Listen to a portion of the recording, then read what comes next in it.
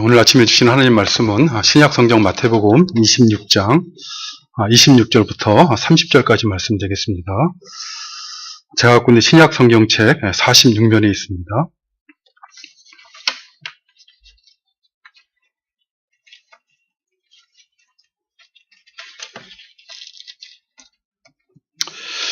오늘 본문 말씀 찾으신 줄 알고 마태복음 26장 26절부터 30절까지 봉독해 드립니다.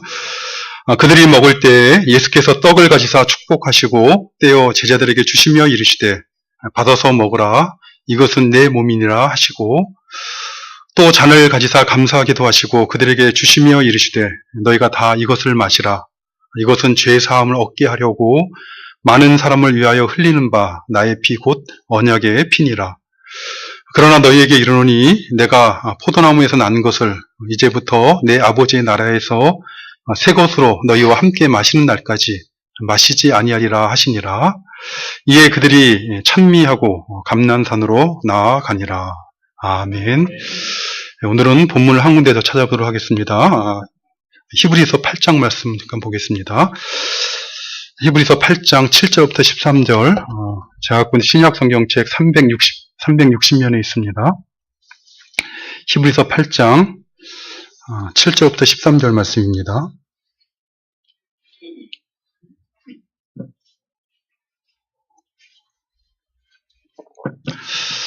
차신 줄 알고 히브리서 8장 7절 말씀부터 봉독해 드립니다. 저 첫 언약이 무음하였더라면 둘째 것을 요구할 일이 없었으려니와 그들의 잘못을 지적하여 말씀하시되 주께서 이르시되 볼지어다 날이 이르리니 내가 이스라엘 집과 유다 집과 더불어 새 언약을 맺으리라. 또 주께서 이르시기를 이 언약은 내가 그들의 열조의 손을 잡고 애굽 땅에서 인도하여 내던 날에 그들과 맺은 언약과 같지 아니하도다. 그들은 내 언약 안에 머물러 있지 아니하므로 내가 그들을 돌보지 아니하였느니라. 또 주께서 이르시되 그날 후에 내가 이스라엘 집과 맺을 언약은 이것이니 내 법을 그들의 생각에 두고 그들의 마음에 이것을 기록하리라. 나는 그들에게 하나님이 되고 그들은 내게 백성이 되리라. 또 각각 자기 나라 사람과 각각 자기 형제를 가르쳐 이르기를 주를 알라 하지 아니할 것은 그들이 작은 자로부터 큰 자까지 다 나를 알미라. 내가 그들의 불의를 긍휼히 여기고 그들의 죄를 다시 기억하지 아니하리라 하셨느니라. 새 언약이라 말씀하셨음에 첫 것은 낡아지게 하신 것이니 낡아지고 쇠하는 것은 없어져 가는 것이니라. 아멘. 오늘 성찬식을 앞두고 오늘 함께 읽으신 본문 말씀을 중심으로 언약의 피에 대해서, 언약의 피의 효력에 대해서 살펴보도록 하겠습니다. 우리가 아는 것처럼 예수님은 헤롯 왕이 유다를 다스릴 때 베들레헴에서 성육신 하셨습니다. 그리고 유대인의 왕으로 나신 예수님을 죽이려고 한 이 헤롯 왕을 피해서 애굽으로 내려가셨다가 그가 죽은 후에 갈릴리 나사렛으로 올라와 나사렛에서 자라셨습니다. 그리고 주님이 오시는 길을 예비하는 사역을 한 세례 요한이 잡히셨다는 소식을 들으시고 비로소 그때부터 메시아로서 공생애를 시작하셨는데 약 3년 동안 천국 복음을 전하시던 예수님께서는 마지막에는 예루살렘에 올라가셔서 십자가에 못 박혀 죽으셨습니다. 오늘 본문 말씀 바로 십자가를 지러 예루살렘에 올라가신 예수님께서 십자가에 달리시던 그날에 유월절 만찬을 행하시면서 제정해 주신 성찬에 관한 말씀입니다. 유월절 만찬을 행하시던 그날이 예수님께서 십자가에 못 박히시던 그날이란 이 말은 어쩌면 조금 이해가 되지 않을 수도 있을 것입니다. 보통 우리는 예수님께서 목요일 저녁에 유월절 만찬을 행하신 후에 그날 밤에 겟세마네 동산에서 체포되셨고 그리고 그 다음날 금요일 아침에 재판받으시고 아침 9시에 십자가에 못 박히신 후 6시간 후인 오후 3시에 못 박혀 십자가에서 돌아가신 것으로 이렇게 알고 있습니다. 근데 어떻게 유월절 만찬을 행하시던 그날이 예수님께서 십자가에 못 박히신 그날이라는 말인가 하는 그런 의문을 할 수가 있는 것이죠. 그러나 그러한 의문이 생기는 이유는 오늘날 우리가 생각하는 하루에 대한 개념이 유대인들이 생각하는 하루에 대한 개념과 다르기 때문에 우리의 관점에서 우리의 안목에서 성경을 바라보기 때문에 그런 의심이 생기는 것입니다. 오늘날 사람들은 대개가 하루를 어떻게 생각합니까? 아침에 시작해서 저녁에 끝나는 것이다 이렇게 생각을 하죠.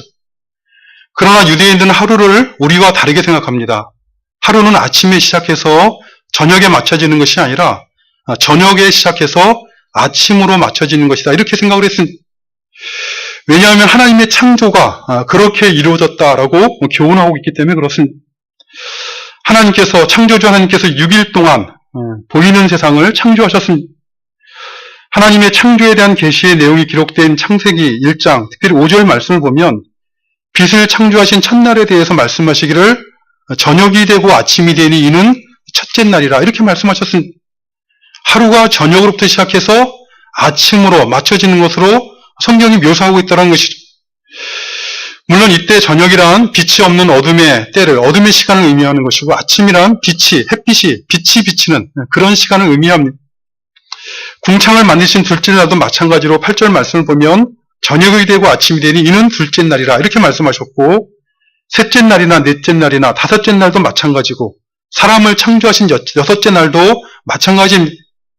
모두가 다 저녁이 되고 아침이 되니 이는 셋째 날이라 저녁이 되고 아침이 되니 이는 넷째 날이라 저녁이 되고 아침이 되니 이는 다섯째 날이라 저녁이 되고 아침이 되니 이는 여섯째 날이라 이렇게 말씀하고 있습니다. 그렇기 때문에 유대인들은 이 하루를 해가 진 후인 저녁, 곧 어둠으로부터 시작하여서 아침, 곧 해가 떠서 그 뜬 해가 지기 직전까지 빛이 있는 시간까지를 하루라라고 이해했습니다. 그렇기 때문에 오늘날 우리 하루 개념으로는 목요일 저녁에 유월절 만찬을 행하신 예수님이 그 다음 날인 금요일 오후 3시경에 십자가에 돌아가셨으므로 서로 다른 날처럼 이렇게 보이지만 하루가 저녁으로부터 시작해서 다음날 해가 지기 전까지라라고 이해하는 유대인들의 개념에 따르면 우리가 생각하는 목요일 저녁부터 금요일 해가 지기 전까지가 바로 같은 날이 되는 것입니다. 예수님께서는 유월절이 시작되는 목요일 저녁에 제자들과 함께 만찬을 하셨고 유대인들에게는 여전히 유월절과 같은 날이라고 이해되어지는 그 다음날 십자가에 달리셔서 돌아가셨습니다. 그렇기 때문에 예수님은 유월절 만찬을 행하신 그날에 십자가에 돌아가셨다라고 이해하는 것이 성경적인 이해라는 것입니다. 이것이 왜 중요한가 하면 예수님이 바로 유월절 어린 양으로 오셔서 그 유월절에 그 참 유월절 어린 양으로 십자가에서 대속의 죽임을 당하셨기 때문에 그렇습니다.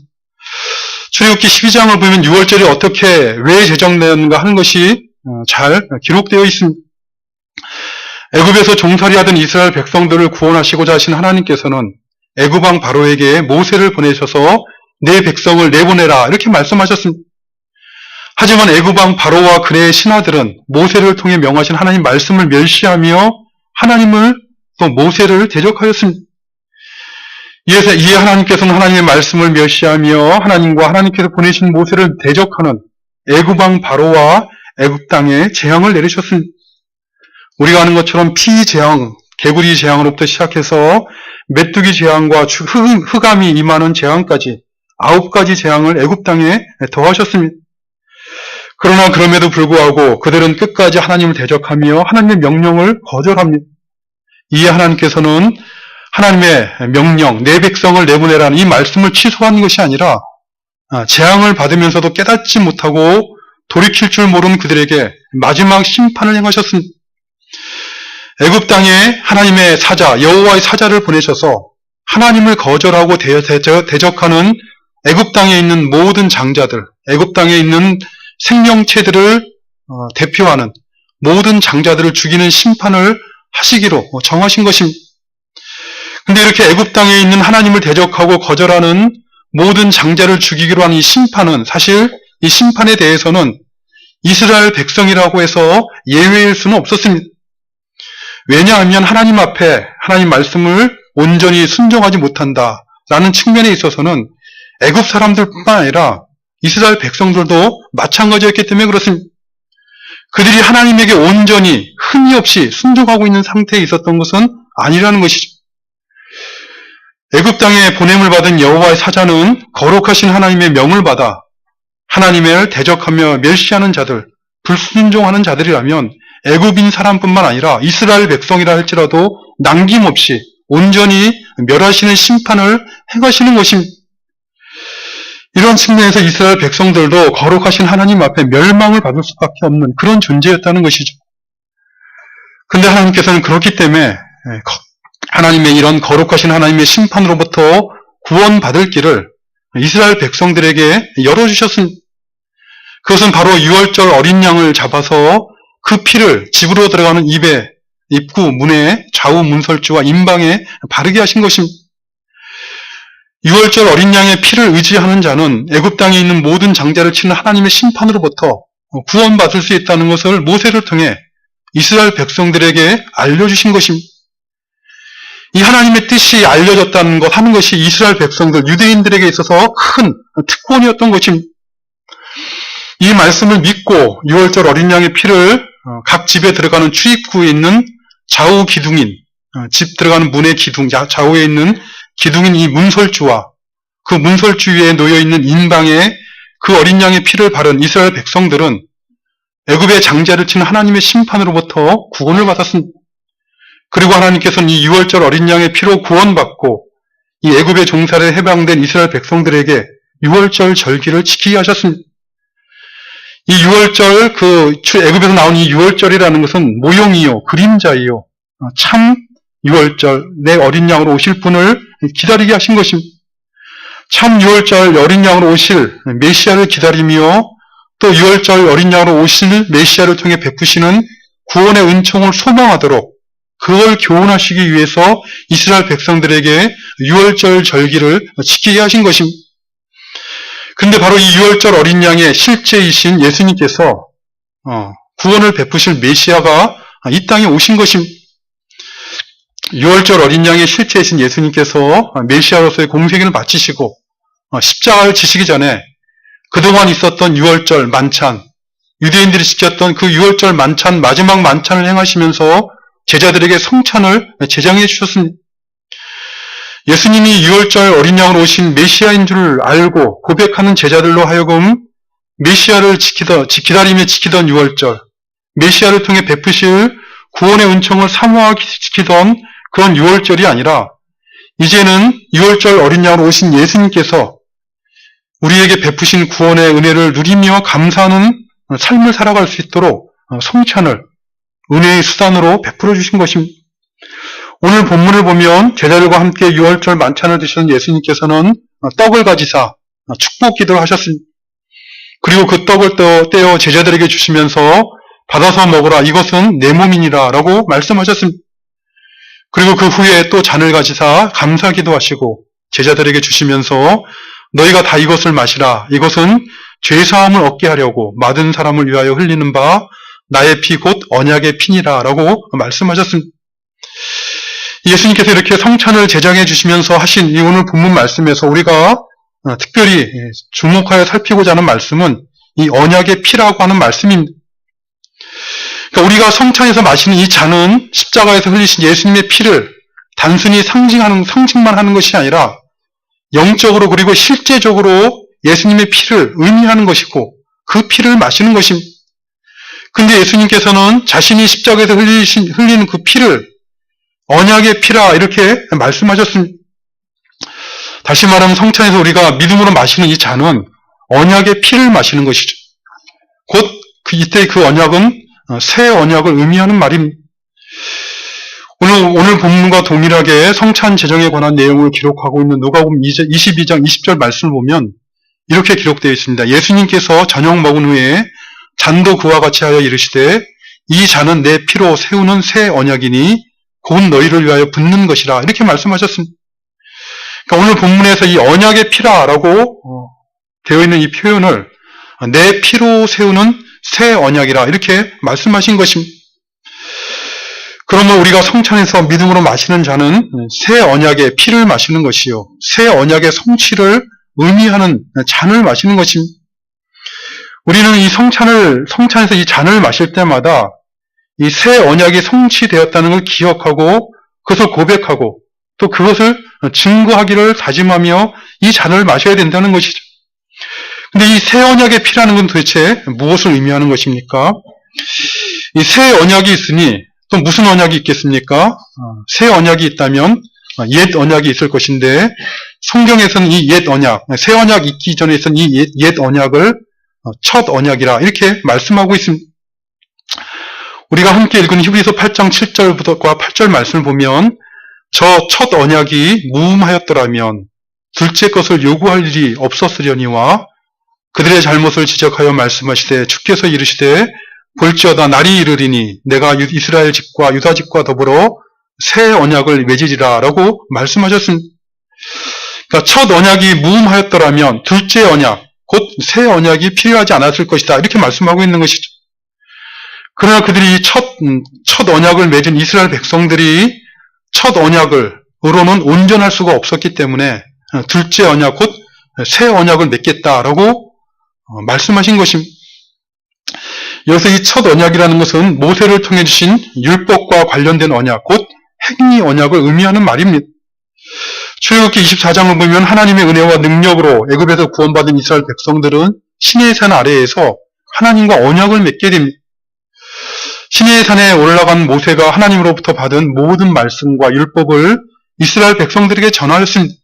이것이 하나님의 말씀이요 하나님의 뜻이요 너희가 지키기를 원하시는 거룩하신 하나님의 뜻이 바로 이것이다 라고 전하자 이스라엘 백성들은 한 목소리로 응답하기를 여호와께서 우리에게 말씀하신 모든 것을 우리가 다 준행하리이다 라고 이렇게 응답을 하였습니다. 하나님의 말씀을 지키자 했다라고 이렇게 고백하는 것은 얼마나 귀한 고백입니까? 이런 고백을 하자 모세는 시내의 산 아래 제단을 쌓고 소를 잡아 번제와 화목제를 드립니다. 그리고 제물로 잡은 소의 피를 그냥 흘려버리는 것이 아니라 모두 그릇에 담아가지고 그 피의 반은 여호와의 제단에 뿌리고 이스라엘 백성들을 하나님의 백성 삼고 복을 주시겠다 약속하시는 여호와의 제단에 뿌리고 나머지 반은 여호와께서 말씀하신 모든 말씀 우리가 준행하리다 라고 약속한 이스라엘 백성들에게 뿌립니다. 이것이 언약을 맺는 언약 의식이었습니다. 이때 제단과 백성들에게 뿌린 이 피를 언약의 피라라고 하는 것인데 이 언약의 피가 갖고 있는 의미는 서로 언약을 지키지 않으면 이 피를 흘리는 것처럼 죽임을 당하게 된다라는 것을 의미하는 그런 의식이었습니다. 만일 여호와께서 여호와의 모든 말씀을 준행한다라고 약속한 이스라엘 백성들이 그 약속을 잘 준행하는데 그들에게 복을 주시지 않으면 여호와 하나님이 마치 소가 피를 흘려 죽임당하는 것처럼 죽임을 당할 것이다 라는 것을 약속하는 것이고 반대로 여호와의 모든 말씀을 우리가 준행하겠다 약속한 이스라엘 백성들이 그 약속대로 행하지 않으면 그 소처럼 피를 흘려 죽임을 당하게 된다는 것을 의미하는 그런 피이기 때문에 언약의 피라 이렇게 말하는 것입니다. 그런데 어떻게 되었습니까? 출애굽기 24장에 보면 이렇게 언약을 맺게 되었는데 불과 얼마 되지 않아서 며칠도 되지 않아 아니 어쩌면 몇 시간도 되지 않아서 이스라엘 백성들이 그 언약을 깨고 맙니다. 이스라엘 백성들과 하나님과 이렇게 언약을 맺게 되자 하나님께서는 그 언약의 말씀의 가장 중요한 내용인 십지의 정을 친히 돌판에 적어주시기 위해서 모세를 시내산 위로 올라오라고 부르십니다. 그 사이에 그 시내산 아래에 있던 백성들은 그 언약을 맺은 지 얼마 되지 않아서 우리 말로 하면 채 잉크도 마르기 전에 금송아지 우상을 만들고 그 앞에 제단을 쌓고 번제와 화목제를 드리면서 먹고 마시며 뛰놀았습니다. 이방인들의 그 종교의식에 있는 것이 바로 이렇게 먹고 마시고 뛰노는 것이죠. 이방인들이 종교 행위를 할 때 그 앞에 와서 하는 그런 동일한 행위들을 이스라엘 백성들이 하나님을 섬긴다고 하면서 그러한 일들을 행한 것입니다. 우리가 여호와의 말씀을 준행하리다 라고 한 이 언약을 바로 깨트린 것입니다. 그러므로 하나님께서는 언약을 깨트린 이스라엘에 대해서 진노하셨습니다. 이 언약의 피가 의미하는 것처럼 우리가 여호와의 모든 말씀을 준행하겠다는 언약을 깨트렸으므로 피를 흘려 죽임을 당하는 것이 마땅한 그러한 상황이 된 것입니다. 언약을 깨트린 그들을 진멸하겠다라고 하신 하나님께서는 모세의 중보 기도를 들으시고 그 진노를 돌이키셨습니다. 돌이켰다는 것은 내리지 않는다는 뜻이 아니라 유보하셨다는 걸 의미하는 것입니다. 마치 못 본 것처럼 하시고 참고 인내하시고 또 다른 기회를 주시는 것을 말하는 것입니다. 이후에 신명기 29장 1절 말씀을 보면 40년 광야 생활을 마치고 가나안 땅으로 들어가기 직전에 죽음을 앞둔 모세는 이스라엘 백성들의 앞날을 걱정하면서 모압 평지에서 이스라엘 백성들로 하여금 다시 한번 하나님과 언약을 맺게 합니다. 너희가 하나님의 말씀에 불순종하면 멸망을 당하게 될 것이라는 것을 경고하기 위해서, 그리고 반대로 하나님 말씀에 순종하면 너희가 하나님 주신 복을 누리게 될 것이다 하는 것을 그들에게 교훈하기 위해서 다시 언약을 맺게 합니다. 뿐만 아니라 여호수아 24장 25절을 보면 가나안 정복 전쟁을 마치고 죽음을 앞둔 여호와서도 마찬가지로 세겜에서 이스라엘 백성들로 하여금 여호와의 말씀에 청종하겠다는 그런 언약을 맺게 합니다. 그러나 이스라엘 역사를 보면 어떻게 됩니까? 하나님께서 약속하신 가나안의 땅에 들어간 이스라엘 백성들은 첫 언약, 곧 우리가 여호와께서 명하신 대로 행하겠다고 한 이 언약을 깨트리고 말았습니다. 사실 그들이 깨트리고 싶어서 깨트린 것은 결코 아닐 것입니다. 그들은 나름대로 여호와의 말씀에 청종하고자 진실로, 진정으로 그렇게 했을 것입니다. 그러나 그들이 알지 못했던 것은 그들 안에 역사하고 있는 부패함, 죄, 영적인 무능력에 대해서 알지 못했던 것입니다. 아무리 하나님의 말씀을 지키고자 하는 마음의 소원이 있을지라도 자신들은 그것을 지킬 수 있는 능력이 없다는 것을 깨닫지 못한 것입니다. 그렇기 때문에 그런 깨달음이 없었기 때문에 그들은 순진하게 우리가 여호와께서 명하신 모든 말씀을 지키리다라고 고백하고 언약을 맺은 것입니다. 신자들 가운데서 이렇게 신앙생활하는 사람들이 얼마나 적지 않겠습니까? 나름대로 하나님의 사랑과 은혜를 입었다라고 고백할 때 그 말씀을 마치 자신의 능력으로 지킬 수 있는 것처럼 신앙생활하다 보면 그러다 보면 외식하게 되기가 매우 쉽게 됩니다. 마치 사람들 앞에 자신은 하나님 말씀을 잘 지킬 수 있는 것처럼 신앙이 매우 훌륭한 사람인 것처럼 포장을 하는 것이죠. 예수님 당시의 바리새인과 서기관들이 바로 그런 사람들이었습니다. 예수님으로부터 저주를 받은 이유가 무엇입니까? 마태복음 23장에 보면 외식하는 자들이라 라고 말씀하십니다. 그러나 로마서 7장을 보면 사도 바울은 경험적인 진리를 이렇게 고백을 합니다. 우리가 율법은 신령한 줄 알거니와 나는 육신에 속하여 죄 아래 팔렸도다. 내가 행하는 것을 내가 알지 못하노니 곧 내가 원하는 것은 행하지 아니하고 도리어 미워하는 것을 행함이라. 내가 원하는 바 선은 행하지 아니하고 도리어 원하지 아니하는 바 악을 행하는도다. 만일 내가 원하지 아니하는 그것을 하면 이를 행하는 자는 내가 아니요 내 속에 거하는 죄니라.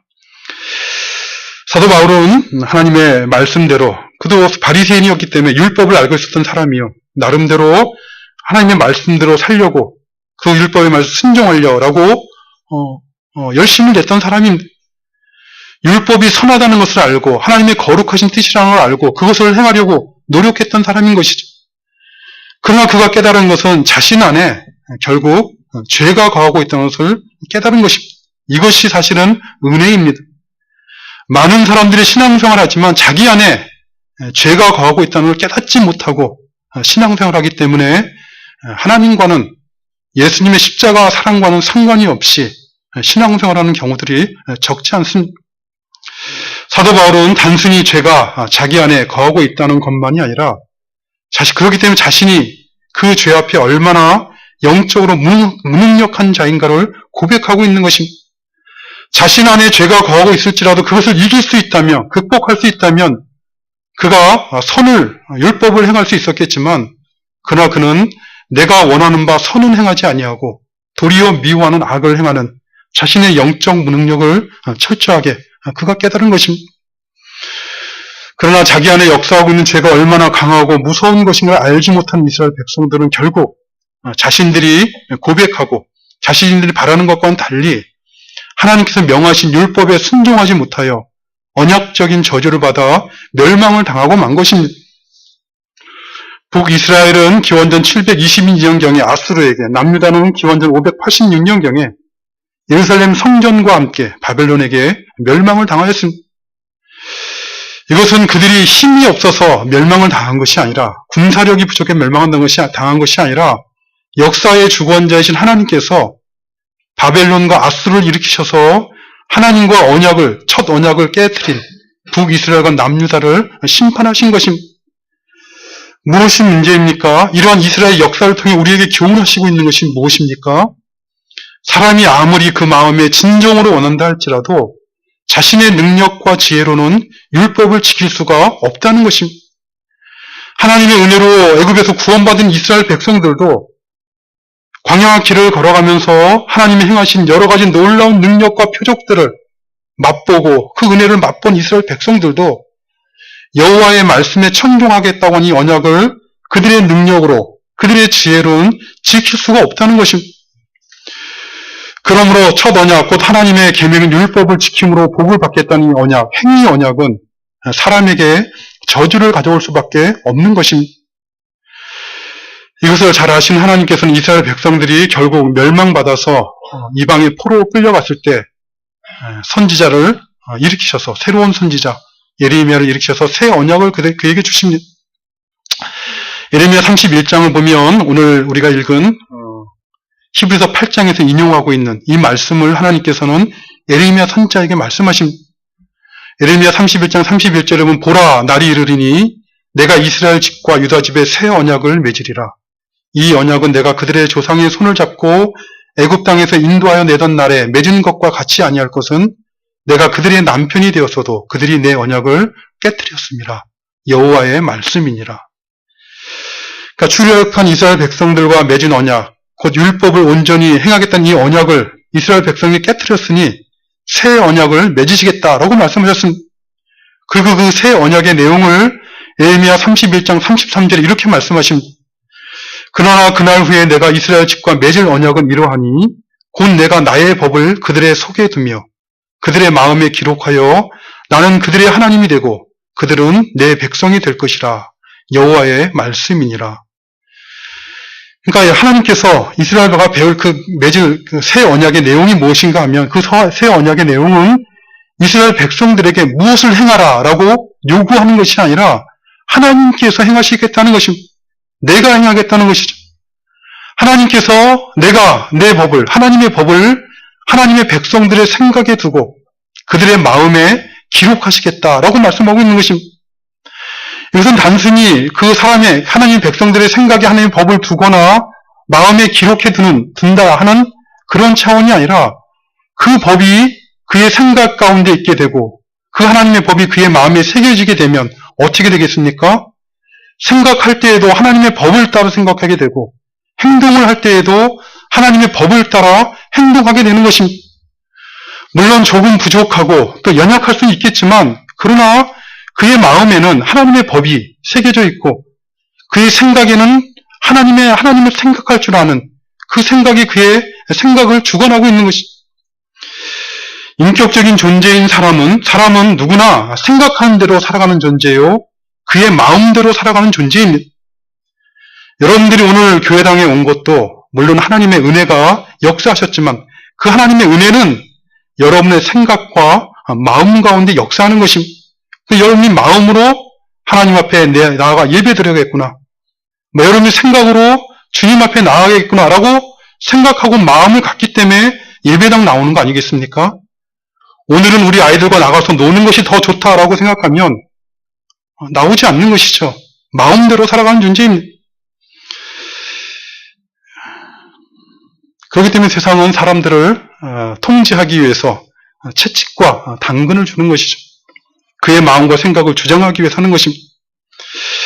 하나님의 법이 그 마음에 있는 사람은 하나님의 법을 따라 살아가게 되어 있고 세상의 법이 그 마음에 있는 사람은 세상의 법을 따라 살아가게 되어 있습니다. 하나님의 말씀이 그의 생각을 지배하는 사람은 하나님의 말씀을 따라 살아가고 하나님을 대적한 세상의 교훈이 그의 생각을 지배하는 사람은 세상의 교훈을 따라 살아가는 것입니다. 오늘 본문을 이해하기 위해 중요한 것은 이 새 언약의 내용을 누가 이루시는 거냐면 하나님께서 하시겠다는 것입니다. 하나님께서 하나님의 백성 삼은 자들로 하여금 하나님의 법을 그들의 마음에, 그들의 생각에 두어서 그 하나님의 말씀을 따라 생각하고 하나님의 법을 따라 마음을 먹고 순종하는 삶을 살아가도록 누가 책임지시냐면 하나님께서 책임지겠다고 말씀하신 것입니다.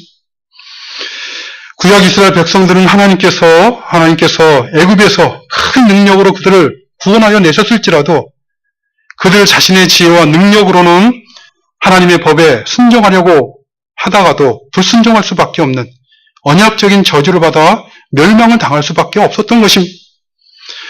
그러나 이제 새 언약 안에서 하나님께서는 하나님의 백성 삼은 사람들의 마음을 하나님의 법으로, 그들의 생각을 하나님 말씀으로 교훈하시고 인도하셔서 하나님의 법에 순종하고 복종하게 하시며 하나님의 백성답게 살아가게 하시겠다라고 말씀하신 것입니다.